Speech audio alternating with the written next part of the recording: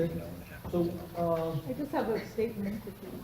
okay. Okay. This with regards to the next The item. platform? I think before, I guess before the meeting was set,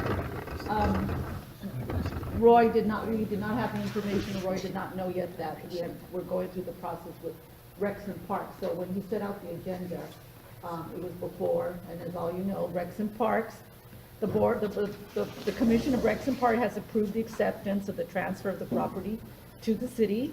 The next step is that General Services, as a real estate agent for the city, is currently reviewing and clarifying any title issues that may or may not be present as part of the escrow process. Once this has been completed, we can close escrow and we'll have ownership of the property. Typically, we would have a 30-day to 60-day escrow period. This may close sooner if there is no issue, and longer if there is. So I think that's it. There also may be some obligations under the grant funds used by Northeast Trees, and we'll review those to ensure that we could fulfill them, and I believe that there should be no problem, and we have used Prop A funds for acquisitions before, so it's a common practice. Also, in the purchase, how big is the How big is the how flat much top? acreage? 37 plus acres.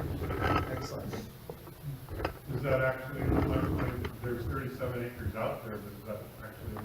The deed is for 37 plus acres. Okay. Mark, you can put them on. Yeah, it's actually, there's actually a couple different numbers I've seen. They appraised it, right? They went out and they appraised It's, it. I believe, 38.4. Source, I don't remember which one it was, used 38.4 to begin with, or 37. But I believe the actual final number when the church, sold was 38. It's mostly, of course, downhill steep slopes.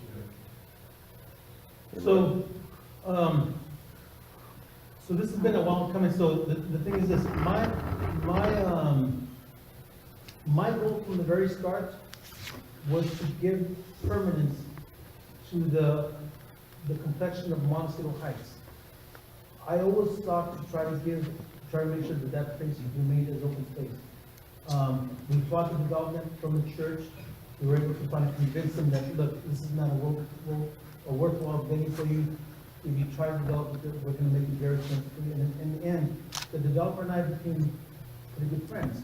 And so, as our friendship grew, he began to see that, they're right, this is not working.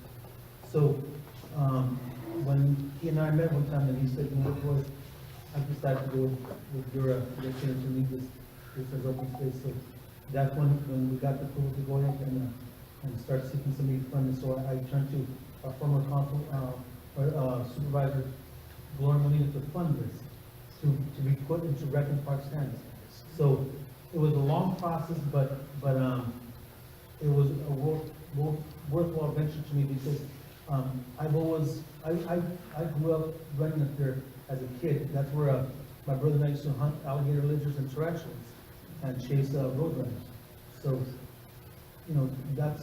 that's something I want to preserve for my grandkids.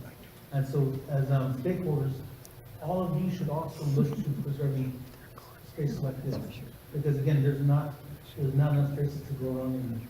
I think when I talked to Lena Bach from the land for the Trust of Public Land, she said, if you took an 8.5 by 11 sheet and put it on the floor, that's how much park space is available for every citizen in our community. And when you think about that, that's nothing. I mean, imagine playing in an area this size. That's how much park space is available to you. And that's how much park space is available to your kids and to your future. So again, it's important to me to preserve that space and to make it usable for us. I want to make it a user-friendly park that we can all enjoy and we can all benefit from. Right now, if you go out to Flat Top, how many people walk up to Flat Top? A lot, right? Okay. No, let me ask you this much. When you walk out to Flat Top, what do? Walk. Okay. Walk. You walk, right? Now, here's the thing. Well, yeah, okay. Now, here's the thing. My problem with that is that you only walk out there. When do you have the option and time to sit down and enjoy the view? We don't. So that's what I want to change. I want to be able to put out something where you can sit down and enjoy the vistas. If you decide, you know what, Saturday morning, I'm gonna walk out there, sit on a bench and enjoy my coffee. Wouldn't that be nice? I'm not asking to put up carousels and picnic tables and swing sets. That's never been my goal. And that shouldn't be the goal now. And we need to preserve what's up there, but again, we need to be able to make it usable for you, so as a park, you enjoy it. You deserve that. We all deserve that. But the way it is right now, it shouldn't continue. We have to make it to the point where you, as community stakeholders and community members, can enjoy it and can enjoy the vistas and the view, so you can appreciate it because you can appreciate it like I do. Because once you guys begin to appreciate it, then you take ownership of it. And that's important for you. You have to take ownership of it yourself. Roy, I also forgot to add that the councilman did a motion this week that was on the council agenda yesterday, and it passed unanimously that we allocated $225,000 for the maintenance. For the first 2 years. So again, Is that that'll be annually or? For this first 2 years. And how about the back? I think, I what? thought Mark can address this, but I thought there, that, and northeast trees had already made up. That's, I don't know, that's irrelevant to this, but I'm just saying that we have $225,000 allocated. I said prior to that, that they have to figure out, with the title issues. I did say that in the statement, that whatever, so they'll come to terms with, they have receipts and certain things they have to turn in, but that seems to be, the city feels very comfortable that they'll be able to compensate. There's a financial side of the deal, and it looks like that's coming together. There's the technical part of it, of doing one of these sort of things, the actual opening escrow and that which general services is looking at as we speak. There is, if you read this staff report from the Rec and Parks, they make one statement about the boundaries, maybe not matching what the county assessor records say. That's of concern to Northeast Trees because that could, in fact, be one of those things that Sylvia said could delay it. We're not aware that what that is. They've not been able to tell us yet. They're title people. It's either, well, hopefully it's a non-issue, and then they just go away. The church and the Mountains Recreation and Conservation Authority, if you remember, spent approximately a year trying to get the boundaries nailed down correctly. And there was actually a survey that was produced, and there was a re-recording of the properties that are up there down at the county. We provided all that information to the city, and so if somebody's looked at something and doesn't quite get it, if we have to, we'll connect the attorneys of the MRCA to the attorneys of the Recreation and General Services, and hopefully those can crash it out. But that's, as far as we can tell, that's the only thing that might cause anything. I'm just kind of curious, amongst the park property, there's also private properties. How are they going to manage that? They'll just be landlocked. So just what? Be landlocked, So basically their property will be worth nothing because they can't do anything with it. basically. Okay. There are properties out there that whose legal access is through 10th Street or Thomas Street or whatever the other streets are that are out there. Montecito. Some of those streets themselves are landlocked that are entirely contained within the parkland. Those won't be built because they're fully, lots that are serviced by city streets would then have to build those city streets if they wanted to build. So our position at Northeast Trees, and we believe this is shared by Recreation and Parks Department, has been one of the issues we've been trying to make sure they understand, is that there are landowners out beyond the gate who have a legal right to ingress and egress along what is essentially a private road. There's no intention, certainly not by Northeast Trees, nor do we believe by the city, to prevent anybody who has a legal right from exercising or enjoying that right. But we believe, we've heard from the community both outside the gate and inside the gate, that they do not want that area to now all of a sudden, all those lots to be able to start to use the private road as essentially a city street. And so there'll be nothing in the agreement that talks directly to that, as far as I know, but I believe that Recreation Parks protects they have other properties that are similarly situated, that they tend to protect those rights well, and certainly Northeast Trees, all of us, I believe this week I have been told that somebody's doing another construction out on Thomas. Yeah. We get at Northeast Trees almost every month, a call or two from some developer who wants to use the road for something.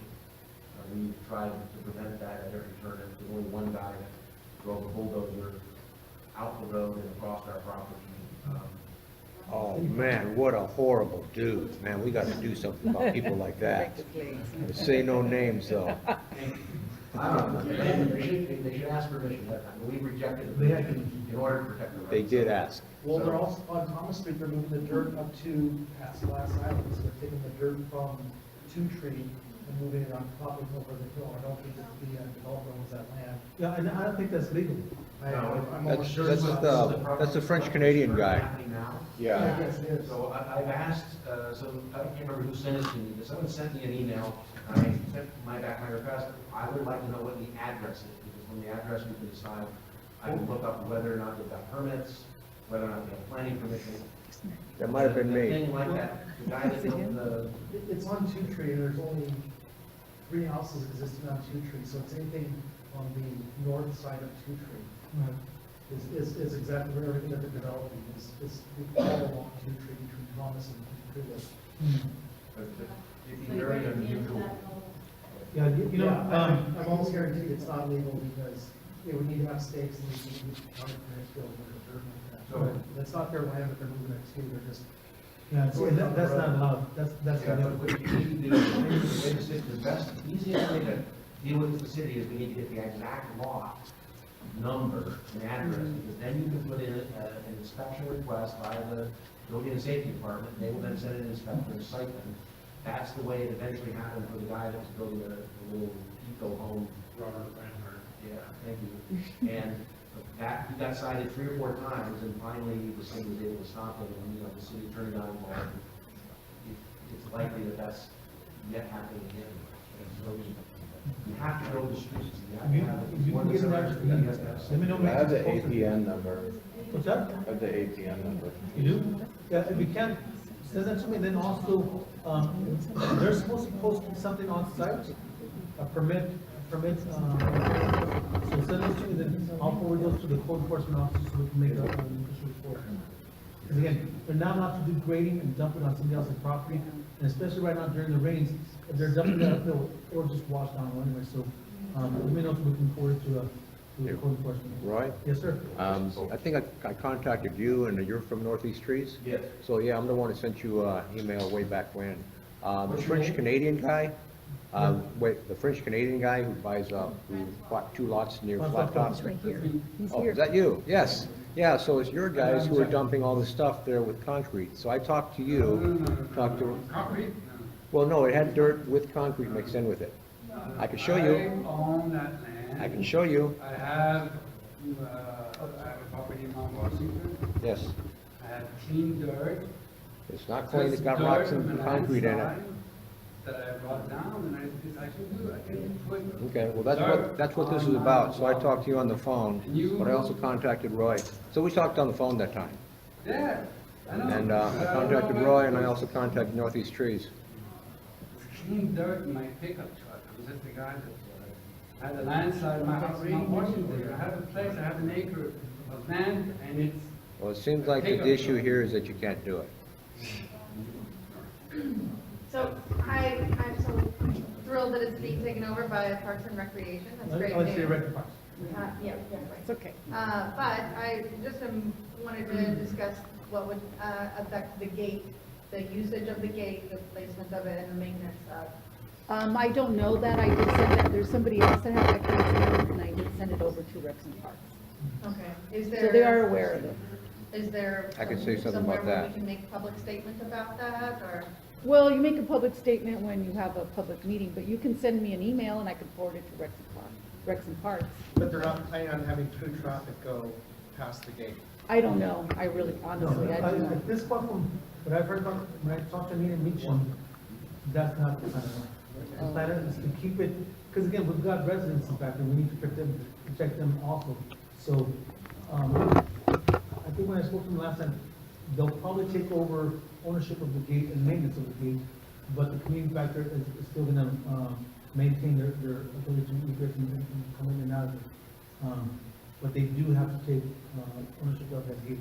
So the maintenance and the ownership of the gate will be taken over by Rector Park at the same time. That's my understanding from when I spoke to Nina Meacham.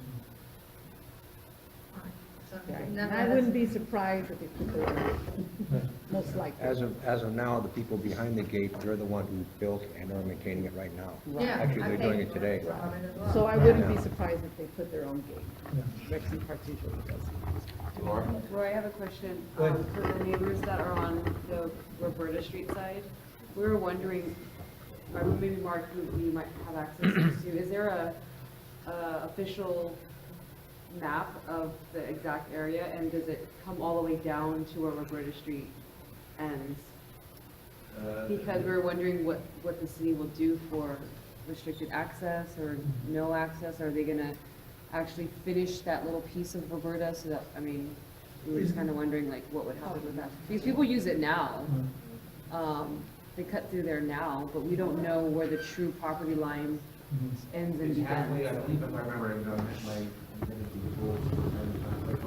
Roberta Street's over by Happy Isle. Yeah, where Lincoln Heights Valley. sort of starts and boundary Montecito kind of Heights line. ends. Yeah, not yet, near the DW, I mean, yeah, with our exact DWP property. Yeah. Where the helipad Yeah, is, so that, then- all of that street is, Yeah, so- but when you go all the way down, all the way Yeah. to Sierra, that part you can walk right up to the Correct. flat top area. Is there a gate at Well, that? let him have, Yeah. I wanna see. Correct, so Roberta stops halfway up. No, no, Roberta ends at And- Sierra, basically. Yeah, there's a dirt part that's not been improved yet, that goes a little ways up the hill. It goes, you can go all the way up. Well, you can walk it, but the city right of way, or the. Oh, yeah, actual the street, yeah. Goes up another 100 yards. Yeah, As far as it goes, it's about halfway up the hill. Those are all along the whole side of the hill there, those are all privately owned lots they are, that okay. Roberta services. At the end of Roberta is essentially where the property line for the park is, and it's about halfway down the hill. So would the city do something at some point to mark the property Probably not. on that side of it though? So that way it separates the homes and those private empty lots in some way, because. They don't always, They don't? no. Because the last neighbor on Roberta has a lot of concerns. She already has problems with people who walk through there and weird things happening. So she's But just those are afraid that private once it actually properties. becomes more of it's a park or it's an open Yeah. space or whatever, that we'll have even more issues.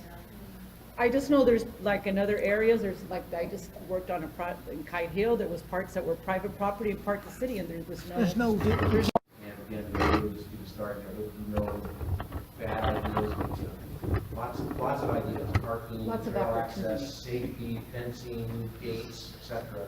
We just get to see if what people do. We haven't actually scheduled anything yet, and we would say that probably until this process. Till the escrow is finalizes over. what the council wants to The only thing that exists there now is basically like two poles with a chain, Yes. and we don't even know who put that, but it's been there for years. Just to keep any kind of car, I know DWP has a way to take the chain down, because they'd have to go down there because there's a hydrant back there. But I don't know that anybody else has a key to the lock on that chain link or I think it was a anything. church post. Oh, the church put that there? Because they put posts at several different locations.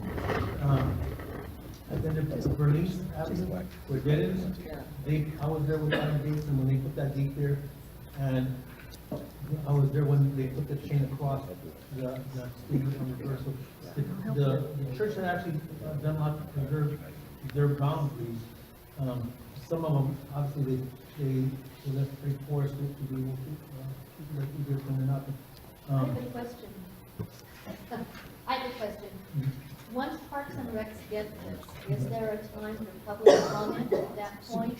So so that when plans start being made, the community can give input as to what they would like to. Well, I'll come back with? definitely at least I think that's a good idea. What I'll definitely let you know, I'll definitely keep you posted on the process on escrow, where we're at, within the 30 days or 60 days, and keep you informed when the period is over, and then what is the next step. Okay, because I have concerns about there being too many fences put up and all of a sudden coyotes can't run through. The beauty of the place is that it's open, that it's undisturbed in so many ways. Right. And when we start talking about the benches and the restrooms and parking structures. I never said restrooms, I never said anything else. Look at- Yeah, but look at Deb's Park. There's no What's it going to turn into? Is it going to not be what it is, which is so wonderful? No, and again, I appreciate that you run through it, but what you want to go out there and be able to enjoy it, I enjoy it every day, so. But it's true, everybody has a different, Yeah. everybody sit down. Just leave it. Again, that's your opinion. yeah, everybody has a Keep different. saying that. It's Again, like, it's my opinion, everybody has a different. on what people should do when they go there. Don't you want to sit down? Da, da, da, da. It's like, come on. That's your opinion. No. You're allowed your opinion. But there will also be time to discuss. Yeah, everybody has the right later. to have a different perspective. It's like a Before the money painting. is placed. Yeah, like a painting. Everybody has a different, Yeah. respond to a painting or what they want to enjoy out of it or not. So don't get angry, everybody has a different dream of what they want out of it. So, and not everybody's opinion is respected. Sylvia Roy, in terms of policing, who's got jurisdiction over the park? The what? Who's got jurisdiction over the park in terms of policing? LAPD. LAPD. So it won't be a park ranger per se?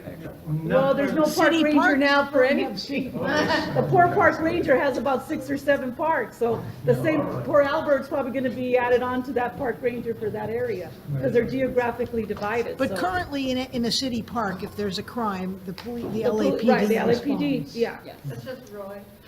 yeah, LAPD, exactly. There's a crime with Well, the first thing we need to do is train the LAPD on what flat top is, then. Well, Where it is, how to get in there, because they don't know if you call them. I don't know. So after the city goes through escrow and gets ownership and Rex and Parks administers it. Oh, then there are, okay, so could you talk about the process after that? Rosie said there will then be public meetings, I mean, do we call them? Okay, again, Sylvia will keep us informed of how. I didn't mean that, I just want to know what the process. there is no process right now. I'm just letting you, there Here's is the no deal, process. I feel kind of skeptical about Rex and Parks taking an active role in anything. I mean, we live. Why would you? They own, why wouldn't you? Which is an entrance to the park, and they don't do anything. I mean, they rarely empty the one garbage can that's there. They don't- Where? They don't Deb's do. Park. Oh, Deb's Park. Yeah, Deb's Park, they don't do anything at all, so I think if we're interested in habitat restoration or any of the other things like what some people may or may not want, it will be incumbent on us to actively get that going. Otherwise it will be what it is, and it's fine what it is, but if people want to get rid of the invasive plants, you have to know what to do and how to do it, and it's more complicated than just, pulling out a mustard plant, like you stated, but, it's a lot more complicated than that. So I just think that we have to know what we're going to have, and what we're going to have is, a rural, beautiful, open space, but if we want to do anything to change that, then I believe it is incumbent upon a group to do it, and whether that means to start a friends group, I don't know. Right. But it's some kind of active, not waiting. I mean, if there is no further process. Well, I think all people need to parks know. have their park advisory board, so Right, if it's but I Rex think and some Parks, then it'll parks probably have form, meetings and they if it are is very- Rex and Parks, it'll probably form its own, advisory board. They're very phlegmatic. They're not very, they don't take charge, is my experience, and it's only, I may be wrong about that. But I would encourage people who care to really stay on top of it and try to take it down. Right, and so, moving forward, again, as we get to that stage, then yes, we will have means through this organization, and yes, if it comes to a point where we have to, where we wish to form a friends of or an advisory board, then at that time we'll address it. Yeah. Again, we're just starting the process of all this now. Because, I'm gonna continue to advocate for more funding to be able to continue the maintenance and restoration. I mean, we got 225,000, but it doesn't stop there. We still have to raise more money. I'd like to try to raise the budget to at least cover it for at least 10 to 20 years. But again, it's a process, so it's not gonna come overnight. So you can't ask me next week, did you get the money? Because it's not gonna come that quickly. So yes, I'm continuing to advocate, I'm continuing to ask our elected for funds for that. So, with regards to that, as stuff progresses, and yeah, I'll be forward. Thank you. But if we give this money to somebody So special. the 225,000 is specifically intended only for 2 years. The idea being. 2 years. Yeah, 2 years, because the property was purchased with Prop A funds, and because we all as voters passed Measure A at the ballot box this last November, part of Measure A funds will be used by the city of Los Angeles to maintain it. That's what the intention is, as I understand it from the Recreation Park staff. The one thing that our board has asked of Rec and Parks that appears not yet quite, and probably will not happen, maybe can't happen, because of the way the Rec and Parks procedures work. And we would actually ask the council office, I've already talked to Arturo about this, and I actually need to send him an email next week, because it came up at our board meeting yesterday, we do it again. And that is, we would like to continue to have an entry permit for Flat Top. Because if we were to get one of the grants that we have, so we have two $1 million grants out there, part of which, maybe half of which of each of them could be spent at Flat Top. If we were to get those grants, if the process at Rec and Parks were to go like it has over in CD14 at Ascot Hills Park, we would be looking at a minimum of 3 years to be able to start to extend those funds. Because it takes that long right now for Rec and Parks to get in. And so, the thing we're asking for is there anything we can do so that if we were to get funded by the state, that funding probably wouldn't come to us for about a year. We'd like to be in a position by that time to be able to then come in, and those funds would be used just specifically, they're all sort of habitat type funds. They're all potentially put in an irrigation system. There's thousands of Atlantis out there that we do a non-native invasive tree. And then maybe plant oaks and those would be the sort of things that we would have. Possibly some signage if the community wanted it, possibly a bench or two if the community wanted it. But there wouldn't be funds like that for parking lots or that sort of stuff. That's what we can bring to the table. There's a lot of state and county funds over the next 5 or 6 years that could be used in Flat Top. But again, we have to have the state's going to want to see a plan, and they're going to want to see, and then they want to see, somebody like Northeast Street to be able to have access to funds. So right now, we're having a difficulty. Excuse me, so if the park goes to the city, isn't Northeast Trees a private organization? So wouldn't that be like, shouldn't they be separate? Should be a city organization taking care of the park and not Northeast Trees? Correct. The city will still operate and maintain it as a park like they do. So last year, for example, or 2 years ago, Northeast Trees planted 200 oak trees at Debs Park. Installed the irrigation system for it. We have a grant that's just being funded by the Coastal Conservancy to do a bioswale and native planting in Debs Park. And so we would, that's what our organization does. Of the 35 parks along the LA River, Northeast Trees designed to build 20 of them. Most of the 100,000 or 150,000 trees in Northeast Los Angeles were planted by our organization. So, we're able to find the funds to do those sorts of work, and hire local youth to do that. We wouldn't operate and maintain the park. We're not really, as everybody here already knows, that's not what we're good at. But we are good at, looking at least the native habitat parts of land like the Flat Top working with the city, so we can't just go on the property and do whatever we want, it's the city's park. We have to have their permission to do so. We have permission to do it on a number of them, but it does take years to get permission. And so we'd like, at Flat Top, we'd like not to have spent 3 years and then have to spend yet another 3 years just to get permission to plant trees. And we've asked the council officer that. There may be technical reasons why the record parks can't do it, but then we'd like to come back in the future then and try to get that. Anyway, it's good news, we're excited, we're moving forward, so it's good for everyone. And, you know, most of all, it's not being developed, which is the most important. Yay. I've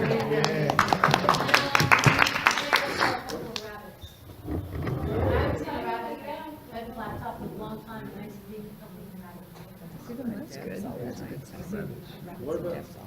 Anybody else? Yeah, I just was curious if there was any movement in the city to protect the Lincoln Heights side of that park? With Paradise. No, it's talking about the Lincoln Heights side over by Thomas. Again, you know, what's that? Is that still one for the church? No, that's never been owned by the church over there. On the Lincoln Heights side, Thomas side, that's never been owned by churches. Yeah. It's all private property. So, I'll talk to you afterwards, but I have made some phone calls and sent out some letters to different people about allocating funds to check to acquire that and marry it to the existing property. You've got to remember that we've also got Mount Olympus 2, which is right below Flat Top, that was acquired by the city, from the church also, almost, I want to say 10 or 12 years ago, under Nancy Smith. And the plan is right now to try to join those two together so that becomes one large park and we can protect the people. But, again, there's a lot of stuff on the table, and as it progresses forward, we'll go ahead and make you guys aware of what we're doing. Because, again, there's a lot of stuff that has to be put in place before we can take any action. So, as stuff moves forward, I'll make you guys aware of it. I'm gonna need your support anyway. I'll let you guys know what we're doing. Thank you. Anything else?